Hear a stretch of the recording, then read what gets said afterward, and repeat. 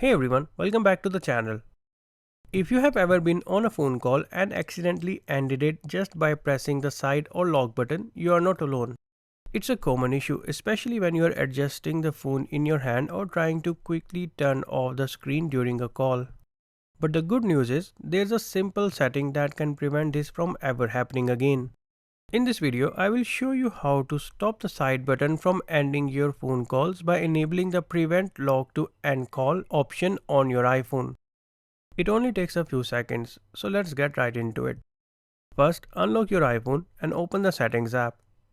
Here, scroll down and tap on Accessibility. Under the Physical and Motor section, tap on Touch. Now, scroll down until you see Prevent Lock to End Call and toggle it on.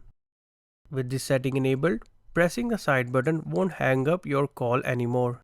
This is perfect if you often accidentally press the side button while talking.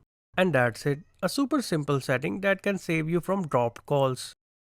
If you found this video helpful, then hit the like button and subscribe to our channel for more iPhone tips and tricks. See you in the next one.